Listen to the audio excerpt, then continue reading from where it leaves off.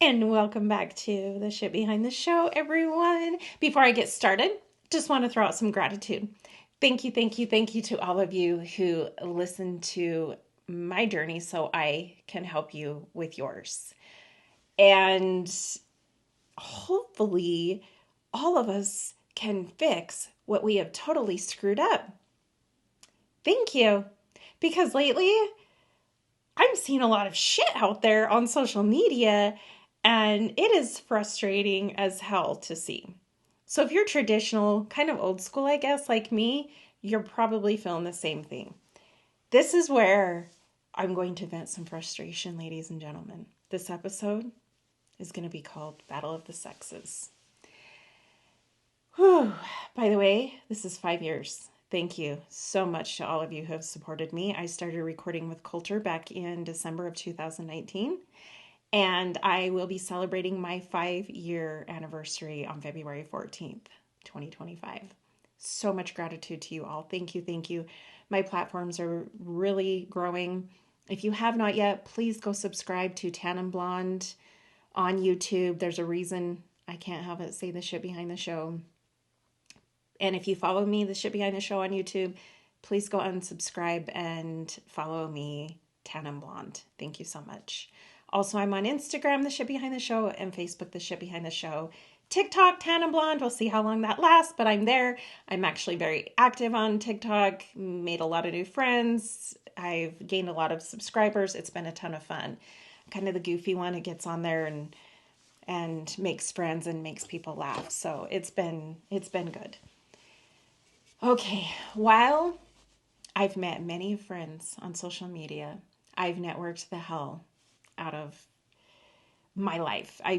That didn't make sense, but anyway, I've used social media for networking. My ADHD brain gets way ahead of my mouth, so that's why I'm always like stumbling over words. I have so much to say, so much going on, and my mouth doesn't go fast enough. So here we go.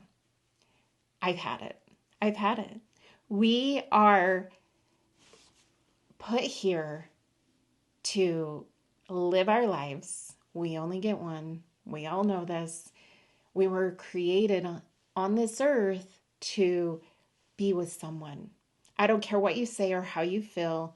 And yes, I'm going back to the beginning of the shit behind the show.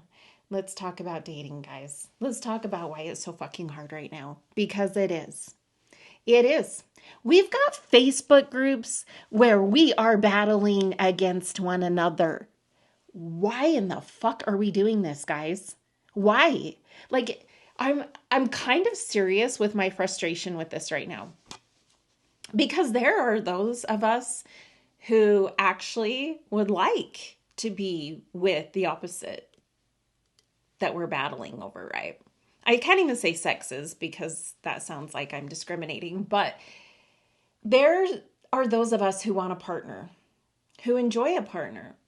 I love men. I absolutely adore you guys. Men are fun.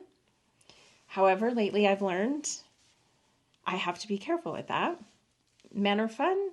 I love to engage. I love to have deep conversations with men, especially men that are actually doing their work and aren't living in victim mentality. Same with women. I have amazing female friends, and the same thing. If you're going to get in front of me and talk about how bad you hate men and they're all pieces of shit and we should just boycott dating and men, period, you're probably not going to be my friend. Gentlemen, if you want to sit around and whine about how all women are crazy and bitches and just want money and to be taken care of, we're probably not going to be friends. I'm fucking over this shit. Can you feel the frustration? I'm done. I'm so done. So as I've been thinking about what I wanted to say as far as these episodes, this is going to be a whole week of this, I know. And I've got some amazing guests coming on because it is frustrating. I get on Facebook and there's one group, Hate All Men. We won't say the name of it. There's another group. We're going to retaliate now and we're going to be mad at women. Why are we doing this, guys? Why? do you not realize, like, if we just got to know one another and if we went back to traditional ways of dating and old school ways, I guess, this would be a whole lot easier. So let me take you back. Let me take you back to the days when men and women were created. Okay? I've talked about it a little bit on past episodes where I discuss how back in caveman days, shall we go back to those days where the man is the one who goes out, he hunts, he provides, he protects. Where's the woman?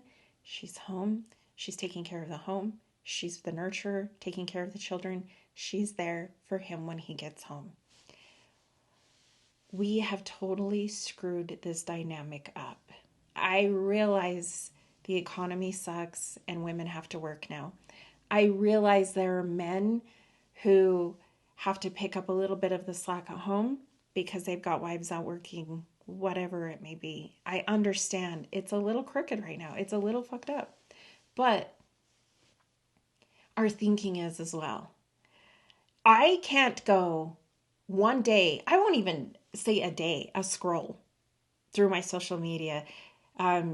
That's all my social media, as you can imagine, is dating, relationships, therapists, coaches, books. I mean, on self-development, self-improvement.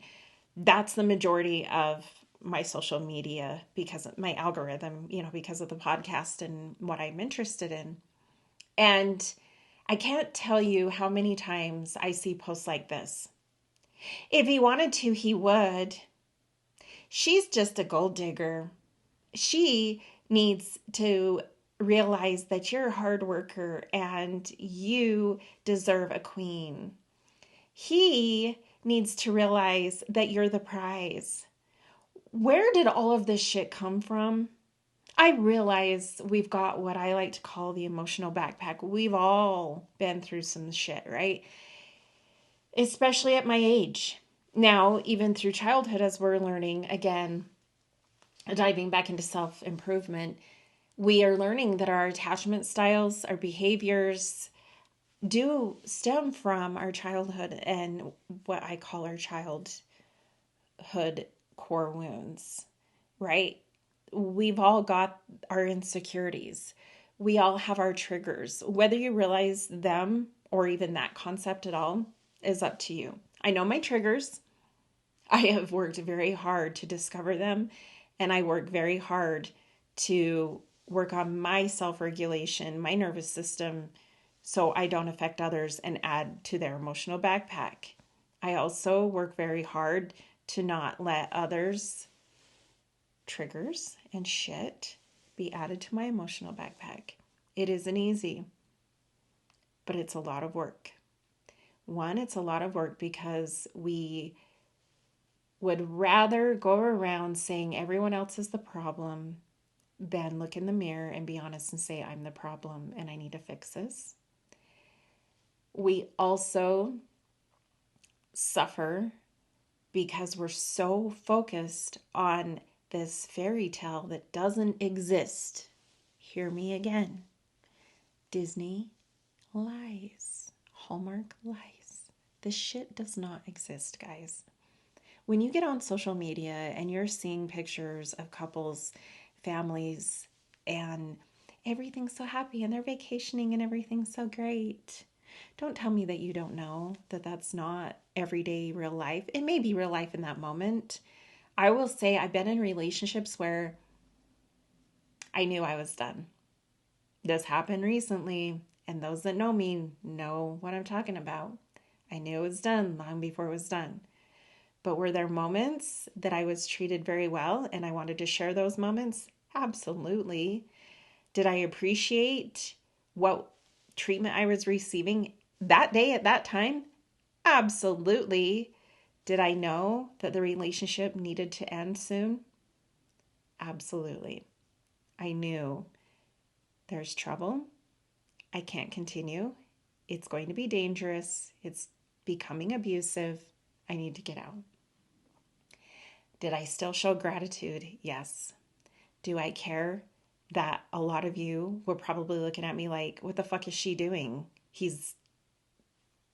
I'm not going to go there. not treating her well. Things are not good. Yes. Yeah. And do I care? No. Did it happen? Yes, is what I'm saying. We have got to stop this idea that some fucking guru on YouTube or Facebook or Instagram knows our partner or knows us. And everything that comes out of their mouth is truth and what we should listen to and how we should behave. We have got to stop this.